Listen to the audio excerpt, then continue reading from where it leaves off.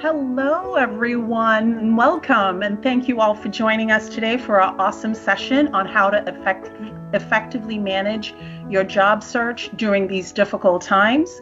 We have today Mia James, and we also have with us Melissa Poley. I will first introduce you to Mia, who is a fantastic person that you're all going to be so in love with her at the end of the session. Mia is a 2013 graduate of Sacred Heart University and went on to complete her master's degree at NYU. Upon completing her master's degree, she began her higher ed career at the University of Notre Dame, where she ended her time there as the Assistant Director of Leadership Programs and Communication. Mia returned home to Sacred Heart from being at the University of Notre Dame and is the Manager of Employee Education within the Office of Human Resources here at Sacred Heart University, where she designs and delivers a multitude of training programs to the campus community related to leadership, professional skills, and technology. She also oversees the weekly New Hire Welcome program and partners with offices across campus to meet training and development needs on an individual or small group basis. In addition to her heavy workload, Mia is also pursuing her EDD at Vanderbilt University in their leadership and learning program. Thank you, Mia, so much for joining us, and she's going to be facilitating our session today. Thank you. Thank you so much, Helen, for that wonderful introduction. I hope I can live up to all the wonderful things that you have just said. I am thrilled to be here and to be giving back to the community that gave me so much as an undergraduate student. And I'm thrilled to be here with another alum, Melissa Poley. One thing I want to touch upon before we move forward with our questions is if you have any questions while we are here in this conversation today, we have two ways for you to ask those questions. The first way is you can feel free to unmute your microphone and ask a question to anybody who is here, or you can feel free to put it in the chat and we will facilitate getting that question asked while we are live. We'll also be giving out contact information at the end of our session, so you can contact Melissa or anybody who is here with us today. So I'm going to turn it over to Melissa to let her introduce herself. Good afternoon, everyone. Welcome. My name is Melissa Poley, and I currently work at Barnum Financial Group as a human resource consultant, and I'm also SHRM certified. I actually went to Sacred Heart University for both my undergraduate studies in business administration and minor in psychology, as well as my graduate studies in human resource management. During my time at Sacred Heart, I was part of Chi Omega, so if there's any Chios out there. And also I help, I'm actually an assistant coach for Sacred Heart cheerleading as well. So I definitely love getting involved in the Sacred Heart community. And I'm really excited to be here with you guys to help navigate your job search during these challenging times. Great. Thank you so much, Melissa. I think we should just get started. And I know we're here to talk about effectively managing your job search. And so one of the things that I think we can start with is what should somebody be thinking about as they're beginning their job search? Absolutely. So first things first, for everyone that is joining this call, thank you for taking that first step towards you. I firmly believe that in order to go up, you need to show up. So training opportunities like this are definitely going to help you in your search. A concept that has transformed, my mindset and my approach to change and challenges is growth mindset. And I think having a growth mindset is one of the first things that you need to do when you are starting your job search. So growth mindset is a concept proposed by Dr. Carol Dweck. So she actually has a TED Talk on it if you want to search it in a little bit more detail. But it basically is the understanding that abilities and understanding can be developed through putting in time and effort. So there are 7 principles that I want to just highlight really quickly for you guys to keep in your mind as you start your job search, as we go through this presentation, and to take with you afterwards, because they've truly transformed my life. So the first one is self-awareness, right? When we are starting our job search, we need to make sure that we are self-aware of, what we want out of our next career. and also our emotion towards what we're experiencing during our search. The next one is positive change is based on the way that you review or you view a situation. So there's a little equation that I always loved, which is event plus response equals outcome. We have little to no control over some of the events that happen in our life, but what we do have control over is how we respond to them. So if we respond to something more positively, we're going to have a positive outcome. Versus if you respond to it a little bit negatively, you're going to have maybe a not so positive outcome. So make sure that you really have that self-awareness on how you're responding to situations that come up. The third one is view failure in a different light, right? Embrace the challenges, embrace the failure. I almost like to say fail faster, because the more you fail, you can learn from those situations. And when you're especially going through your job search, you might find that you're getting 100 no's, and that could be very discouraging. But guess what? Once you break through those 100 no's, you will get that one yes that you've been searching for. So instead of viewing every no as something upsetting and kind of beating yourself up about it, what you should do is say, every time you get that no, think of it as, yes, I am one step closer to getting that yes response that I'm looking for. The next principle is develop a love for learning. Ask questions and truly listen to the answers. You guys have joined this call today to learn, so please take advantage at the end to ask any questions that you have that can help you on your search. And this is a big one for me, guys. Do what you love and love what you do. It is so much easier to succeed when you are passionate about what you are doing. Whether you cultivate love for something that you are already doing or start something that is new, developing passion is so important. And Helen shared with me a really great quote that she saw in a movie that featured Will Smith. She said, you're going to wake up one day and the temporary job you picked up is just to stay alive is going to be your full-time life. Whoa, right? How many of us have started a job or to say, oh, this is going to be my first job, this is going to be an intro, just to get by, and then you realize years go by and you're still in that role. So make sure that when you're in your job search, you are doing something that you absolutely love, because when you love what you do, you never work a day in your life. That is something that's really important to me in the job search. So when you're looking at different companies, there's going to be a couple things that you need to look for, right? What is the culture like? And what culture do you want to be in your job search? What values are important to you that must be present in the company that you work for? How much interaction with people do you want? Do you want a huge sense of community, or do you want something a little bit smaller? Do you want a lot of autonomy in your role? Learning potential, is learning a big deal for you in your next role, and the growth potential. And then my last two principles around growth mindset that I want you guys to keep in mind is, one, be tenacious. So get up, keep going, and also inspire and be inspired by others. It can be really tempting to envy others when they succeed, especially if they may go farther than you, but it will not help you succeed in the end. So commit to being an inspiration to others and use the success of others to get inspiration as well. So that is pretty much a really great concept that you guys should keep in mind. And I want to share a quick story of kind of how I put that into play. So when I started at Sacred Heart University, I utilized as many resources as possible when I was starting to look at internships. And I'll never forget one of my mentors in the Welch College of Business program. He told me, you should go to a career fair. It was an accounting and finance career fair. I knew I wanted to be in business, but I knew that wasn't the route that I wanted to go down. But he said, keep an open mind. You should go, ask questions, learn what employers want to see out of their candidates, and just see where it goes.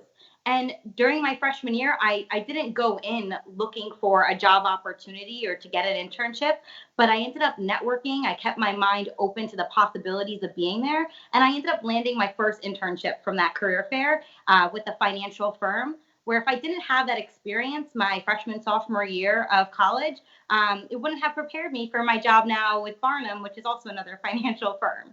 So always keep that mindset that anything is possible as long as you just go for it.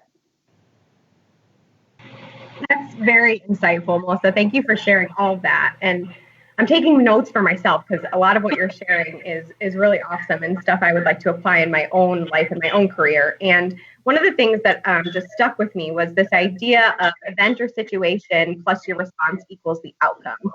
And I'd really like to hone in on sort of this response piece in thinking about what should a person do to prepare before they start even applying for jobs, because that's something that is completely within their control, right? So all of these things are going on around them and there's jobs all over the place. You're searching websites all the time, right? But the thing that they can control is what it is that they're doing in terms of preparation. So what insight do you have for that?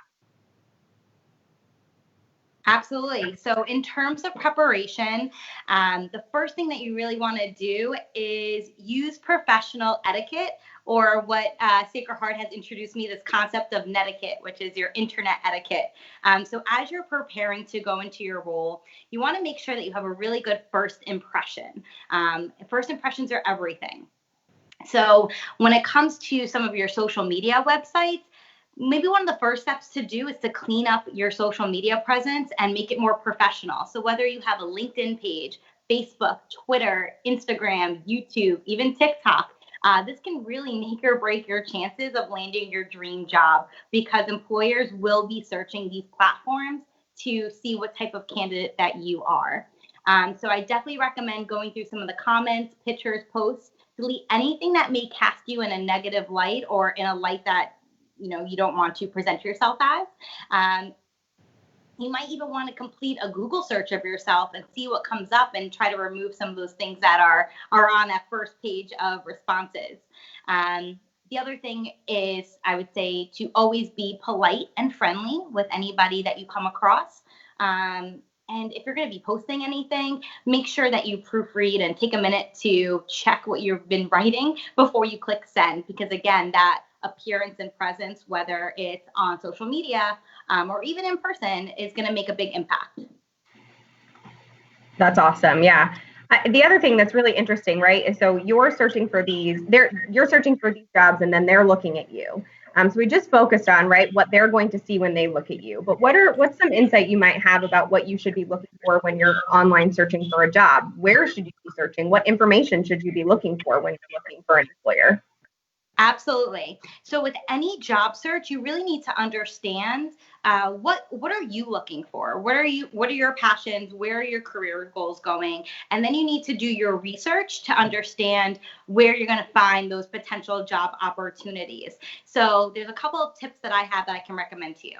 Is one, go to career fairs, see what companies are out there, talk to potential employers and recruiters, ask them some of those questions, right? What do you look for in your potential employees? What career opportunities are part of your company? Say if you want to be in the finance world, talk to finance firms and ask them those questions. You can browse job postings. There's a ton of different websites out there with job postings out there, Indeed, LinkedIn, Glassdoor, where you can search for those jobs. With Sacred Heart University, you have Handshake that you can look on for potential job opportunities and searching what potential careers are aligning with your career path. There is the SHU Career and Development Center. I definitely utilize them a lot when I was at Sacred Heart myself. So not only for seeing what jobs are out there, but also the preparation that goes into even applying for a job and preparing my resume, going in for the interview. You can also join a professional association. So by the time I hit my junior year of college, I realized that I was going to go down the path of human resources. So what I started doing is I started talking to professors that were a part of the human resource management zone, ask them questions. But I also joined SHRM, which is the Society of Human Resource Management Professional Association. And I was learning some, tips and tricks through their tools and resources. So no matter what major that you are a part of, there is definitely a professional association that could be tied back to it. Another recommendation that you can do is LinkedIn. There's a ton of professional groups on LinkedIn or companies that you can follow that are based on your interests to figure out what is the best path for you. And you can ask questions on there as well. So connect with companies, connect with people you know, and then also another recommendation that you can do is find alumni that are following the same career path as you. Maybe they have the same study, or maybe they started the same company as you did, and just see what they did. Maybe that's a similar route that you want to follow, or try something new. Really good insight, Melissa. Now, let's say, you've taken care of sort of preparing all of your online presence. You found jobs that you want to apply for. Let's talk about the actual application process, right? Submitting your resume. I know you've got some really good tips prepared for us. Let's talk about application and resume. Absolutely. So the first thing is first, when you have, done your research, which is a big deal, right? You figured out what you're passionate about, you determine kind of where your career goals are and where you want to be. Now you have to apply. So to apply for a job, the first thing you want to do is start building your resume. And then even before you submit your resume out there, guys, before I forget this, clear your voicemail. The worst case scenario that has happened to me so many times is somebody will apply for a job. They'll list all their contact information. I go to call them and either their voicemail isn't set up or it's full. So I'm sorry, but if I try 1 or 2 times and I can't reach you, I'm probably just going to move on to the next candidate. So when you are in your job search mode, make sure you are easily or people are easily able to communicate with you through whatever communication means that you've listed. So let's talk about a resume. A resume is the best way to get your foot into the door of the company that you want to work with. It's a summary of your skills, abilities, your accomplishments, and your self-marketing tool. This is the way to market yourself. And one of the biggest tips that I can give you is when you are creating your resume and submitting it out there, you need to know what the employers want and then present it to that company in a clear and concise, easy to follow format. So you might notice that you have to, look at the job description of the role that you like, and then you might need to pick up on some of those key words or phrases that they're looking for that specific role, and make sure it's incorporated somewhere in your resume, right? You have to specifically tailor it to that job or the company that you want to work with. So your resume that you send out might look a little different from company to company, but this way it's going to set you apart from the sea of candidates that they're receiving. So for myself in human resources at Barnum, I do a lot with sourcing candidates, interviewing candidates, connecting candidates to hiring managers, and then seeing what their experience is like from the day that they accept their job offer until their first 90 days with us, and also afterwards, but that's my main focus there. And when I'm going through the job search process, I will get flooded with like 50 to 150 resumes for one job posting. Unfortunately, I can't call everybody and contact everybody. So what you put on your resume is so important to stand out across all those candidates. So I have some quick tips on how to improve your resume to make sure that it stands out across all the other candidates. Does that sound like a good plan, Mia? Absolutely. Great. So the first thing is make sure you have your contact information present, right? Make sure I can get in touch with you. Make sure you have a phone number, an email, and also one address listed. The next thing is make sure you highlight your education. Okay, what are you studying? Where do you go to school? Make sure you hit on some of the honors and awards that you've received, right? So in your work experience, I want to see the experience that's related to your role, and maybe some additional experience that isn't necessarily related to the role that you're applying for, but is also going to show me some skills that you've learned over time. To give you an example, when I started applying for Barnum Financial Group, when I was looking for an HR internship at the time, I had experience working for a financial firm. I had experience interning in HR, so I included those, so that was my related or relevant experience. But my additional experience that wasn't necessarily relating to the role was being a cheer coach and a cheer instructor.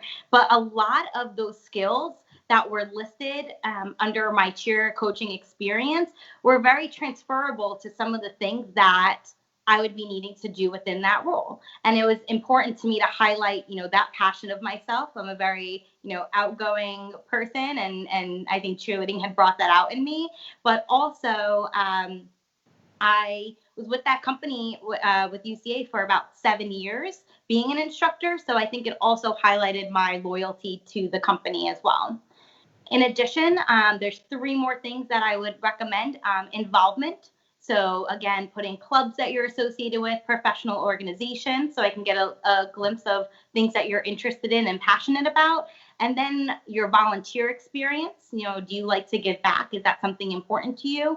And your skills section. So I know I just briefly hit upon the skills before, but everything that you've learned up until this point in your life has shaped you into the person that you have become today, right? So the resume is your way to highlight those experiences and highlight those skills. You just need to figure out what is the best way to represent them on your resume. So I actually had a quick, I have my notes up here on this side, that's why I keep glancing over, but I have a quick example of how your experience can come across on your resume and how to make it from sounding bland to sounding very excited. So one of the duties that maybe you performed in one of your past roles or maybe an internship is answering the phones, right? So you don't want to just say on your resume, okay, from this last experience, I answered the phones. You actually performed a skill there, right? So you maybe have gained communication skills by answering the phone. Okay, that definitely sounds a little bit better. But what you can utilize in your resume are these strong action verbs to bring these things to life. So if I add in an action verb there, you can say, I utilize communication skills while answering the phone, right? So now you're saying that not only have you learned better communications, but you actually utilize them in the role. But then you can even take it one step further to clarify it. So really hit on exactly what you accomplished and how it contributed to the success of that company, where you professionally interacted with clients, addressing customer billing concerns, achieving a 20% customer satisfaction. Whoa, right? So see how much more impactful that statement makes on your resume versus just saying I answered the phones. So your skills section is so important. You only want to put about 3 to 5 bullets per role that you have. You really want to highlight the main skills that you accomplished, as well as any accomplishments or achievements. Maybe you got an award while you're at work. Maybe you were the top sales leader. Maybe, I don't know, whatever that comes up as. You want to be able to highlight those so that the recruiter that's looking at your resume can get a quick snapshot of what you were able to accomplish. That's great, Melissa. The other thing that we spend some time talking about is, right, so you put these things on your resume and we know that they're important. We try and match them with some of the things that are in the job description. But then in addition, we're making sure we're using action words. And so people can really get a feel for what it is that we have done in our past roles. But then we have the opportunity to expand upon that in the interview if we are called. And so there's a lot of different pieces to the interview process. And I want to give you a moment to sort of expand upon the different areas of an interview, what you should be preparing for in an interview, how you should be interviewing the company itself in that process. Absolutely, I can do that. So in the typical application process, after you submit your resume to a company on whatever job board it is, maybe it's directly on the company website, LinkedIn, Glassdoor, you're probably going to get an initial phone screen or an initial interview set up with somebody from HR or recruiting. So that would be the first step. And then the next step would probably be actually interviewing with the direct hiring manager of the department or a person that you're going to be working for. Now, the main difference of those two resumes is what each of those representatives are looking for in that interview. So in your first initial interview with a person in recruiting or in human resources is just getting a sense of, okay, why did you apply for this role? Is this role going to be a good fit for you based on your skills? And, what are some of the characteristics or qualities about yourself that you're going to bring to the role? So I'm really getting a sense of if you're going to be a really good culture fit and fit with the team, versus the second interview with that direct hiring manager is more specifically going to be based on, okay, are you can you actually do the role? So HR does the minimum qualifications and make sure that you're going to be a good fit. But then the hiring manager is going to go into more detail, like, okay, this is my expectations of you. You know, is this what you expected of the role as well? And can you do the job? So I have a couple of quick tips on interviewing and what you should be doing to prepare beforehand, during, and even after the interview. So first things first, practice. Make sure that you grab a friend or family member or an advisor, somebody in the Career Development Center, to do a mock interview. You know, some of my favorite questions I'll go through in a moment. But when you go through these interview questions, it's important in this mock interview, it's important that you highlight these two things. One, be yourself. Okay, when you're going into a job interview, like Mia said, it's not only them interviewing you to see if you're going to be a good fit, but you're also interviewing the company to make sure it's going to be a great fit for you. We talked about passion and finding your dream in the beginning of this call. So that is where this comes into play. And it's so important that you've done your research beforehand when you come in. So one, be yourself. And then two, when hiring managers are looking at candidates, or specifically for me, I look at skill versus will. Right? Now, there's a certain minimum qualification or criteria that you need to hit skill-wise in order to be able to perform in the role.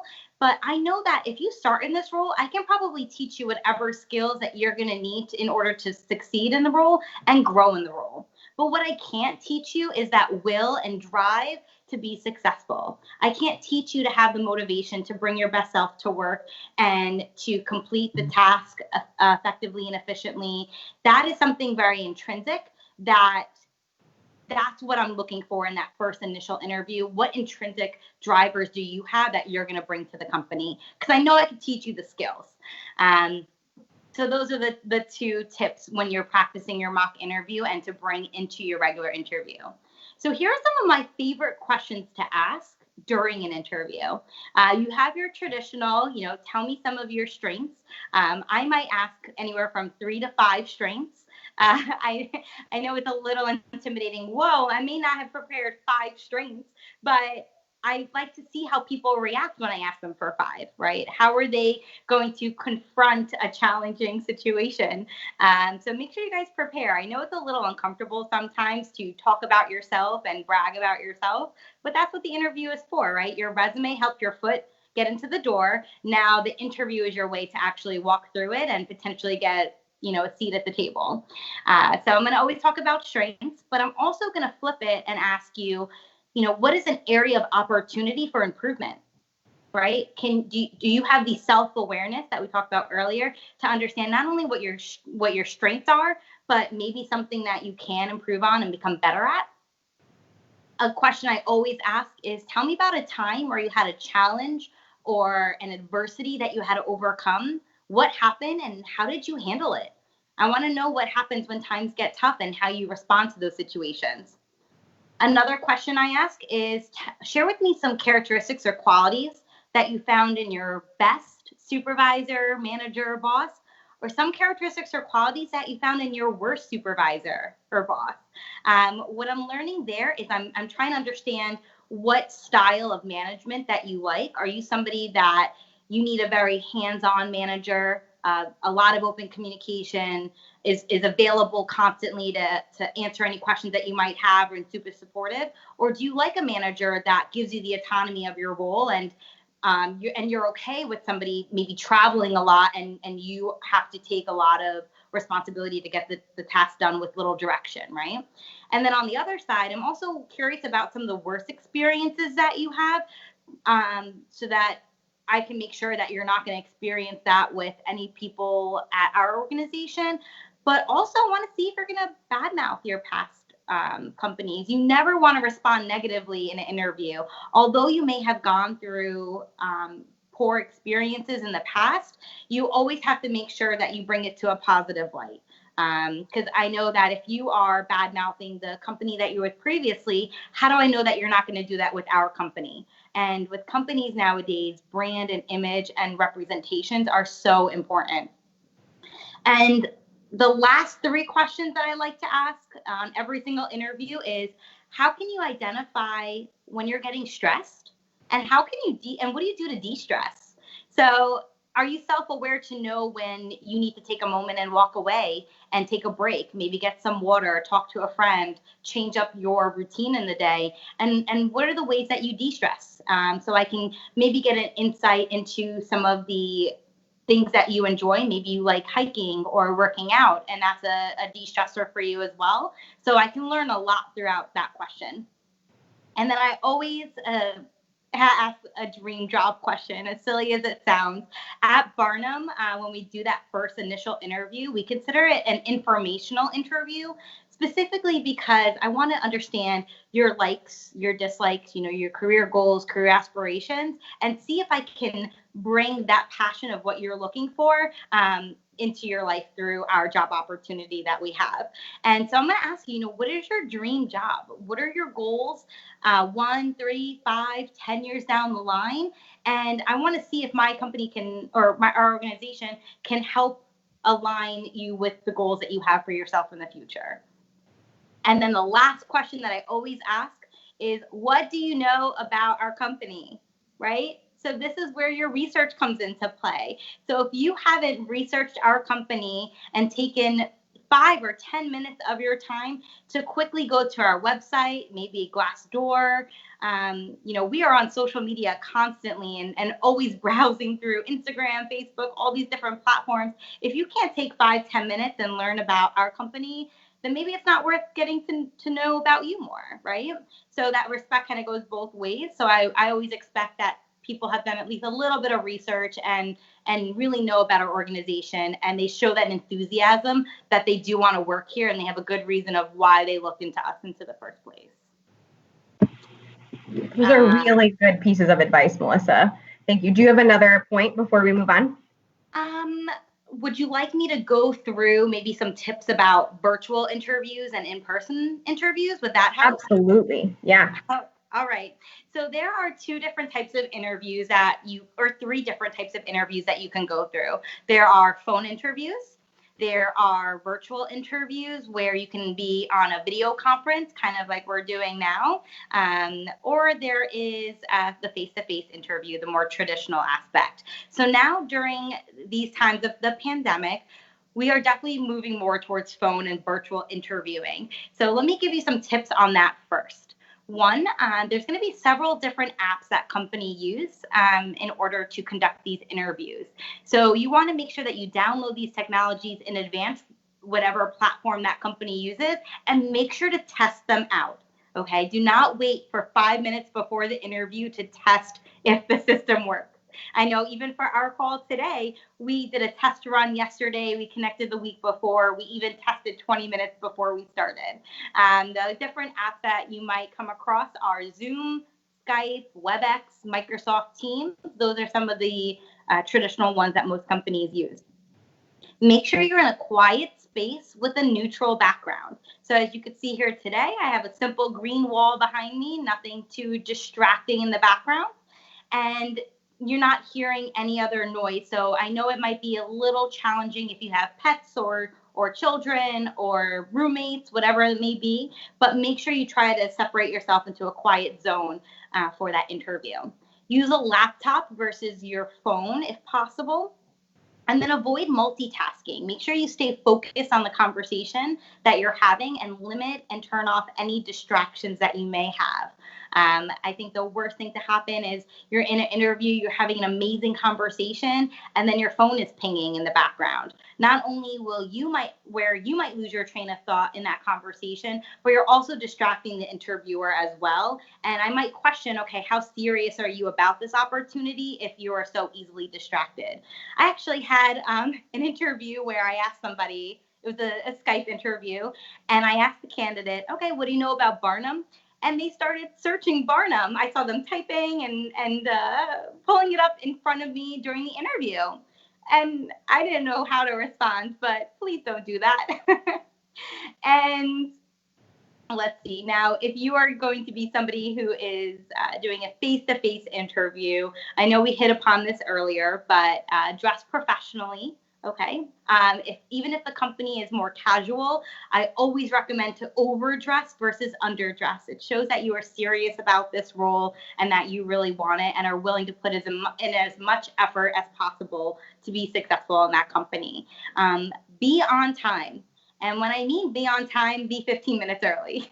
if you if you arrive early, that is being on time. If you arrive exactly at 12 o'clock, which is when the interview started, you are late. So make sure you always go early. And if you are ever running late, which does happen, just please notify the person that you're interviewing with, or if there's any trouble. Most likely, or 9 times out of 10, the recruiter or the HR representative would be more than happy to reschedule if you give them advance notice. And the last thing that I just want to hit upon with any type of interview is ask questions. So I mentioned to you earlier that an interview goes both ways. So it's not just about me learning about you, it's also about you learning about us. Again, we talked about that passion and really looking for things that excite you in life and where you want to go career-wise. So you need to make sure that as much as I might think you're a good fit for this role, you need to make sure that this company is a good fit for you as well. So ask me any questions that you like, from, what you can ask, what is a day of an intern look like? Who would I be reporting to? What is their personality like? What do you find to be most successful in, or what are some of the characteristics or qualities in your most successful associates there, right? So when they are asking me these questions, I can understand what's important to them, but they can also get a really good insight into our organization. And then I know I'm tacking on one more thing, but after every interview, you want to evaluate it. So when we talked about, asking questions, seeing if it's a good fit for you, after the interview, you should interview yourself and see how it really went. Think about what happened during the interview and ask yourself, is this a place that you're going to enjoy working at? Are the job responsibilities a good match with my strengths? Are there opportunities to learn and grow? Describe the employees that you met throughout that interview. Did they seem energetic? Were they efficient? Were they organized? Did they appear unenthusiastic? You might go into an interview and notice that everyone looks miserable around you. Is that a company that you want to work with? Does the job and the company fit in with your lifestyle? And then also, can you honestly give 150% to this role? You can't give 150% in this role. You're probably not as passionate about it as you want to be. So maybe this is not the best opportunity for you. So maybe it's time to move on to the next.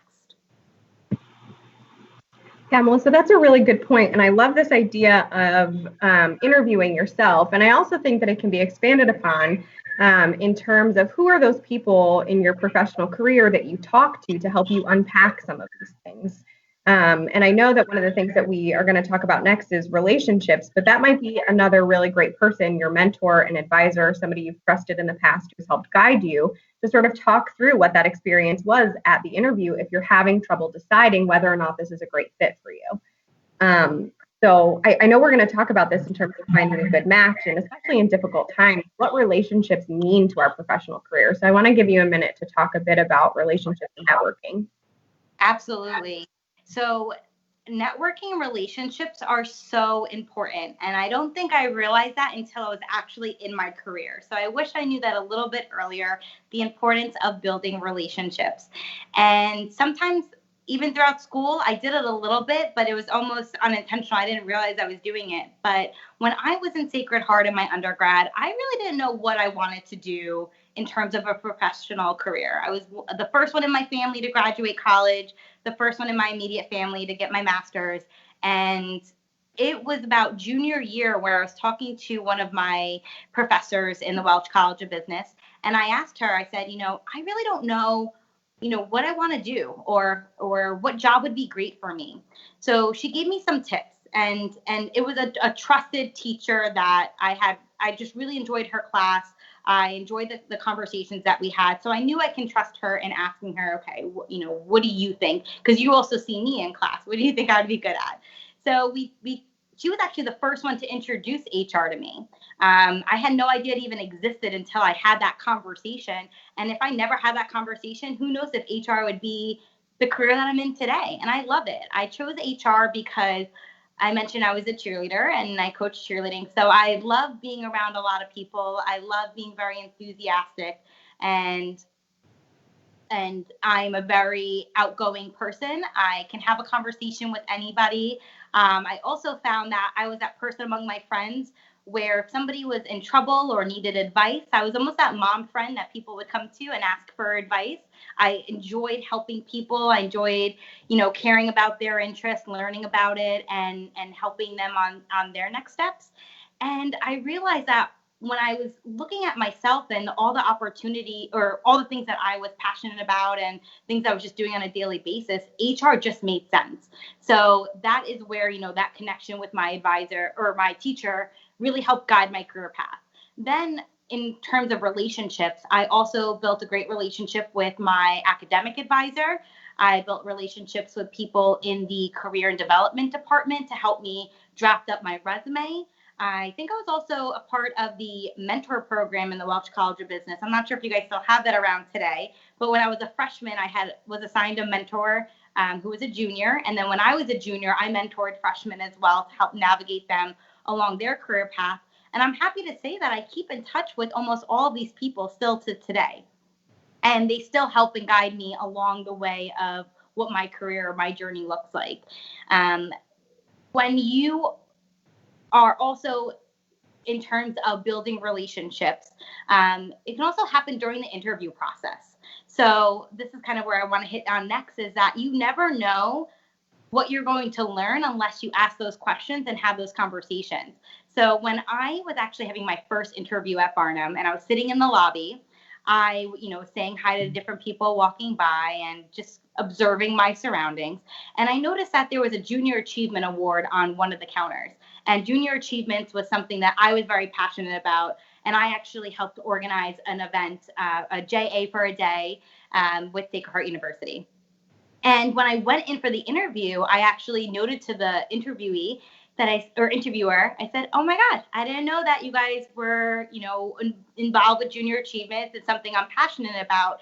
It turned out that representative was the organizer of Junior Achievements for Barnum. And it was such a small world. We hit it off instantly, had an amazing conversation. And when it came down to it, there wasn't an open opportunity at the moment. So I was a little let down that there wasn't anything available. It was like March or April where I had my initial interview. But then by August of later that year, a couple of months later, they gave me a call back. She remembered me and she said, "Hey, Melissa, are you still interested in this internship? We think you'd be a really great fit." And that's how I started my career at Barnum. And now I'm here 6 years later. It's crazy to me that what started as an internship and a part-time job landed me my full-time career, and I love it. And that networking and building that relationship from starting the interview helped me get that role today. So when you are in your job search, right, never burn any bridges. Even if you don't get the position, reply to that person or the person who had interviewed you.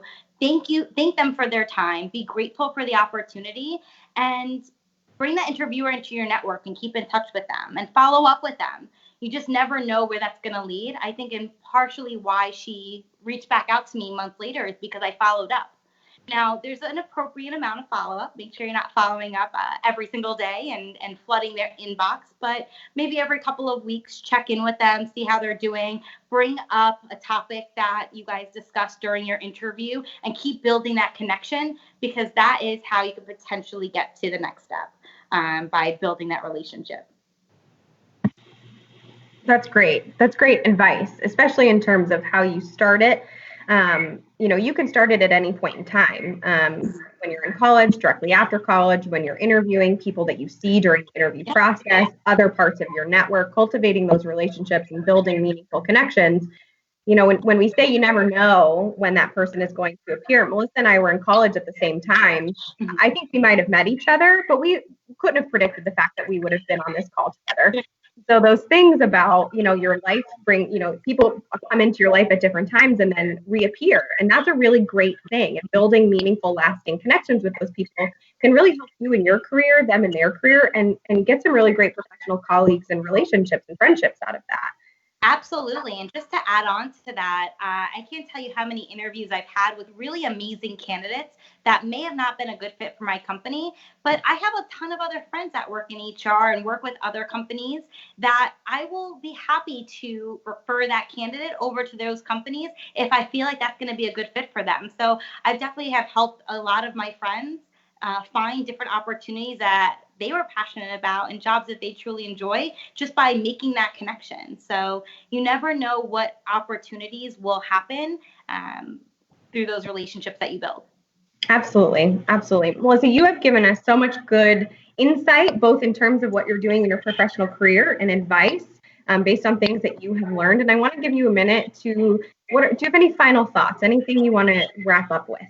Yeah, there's 3 things that I cannot stress enough. One is growth mindset.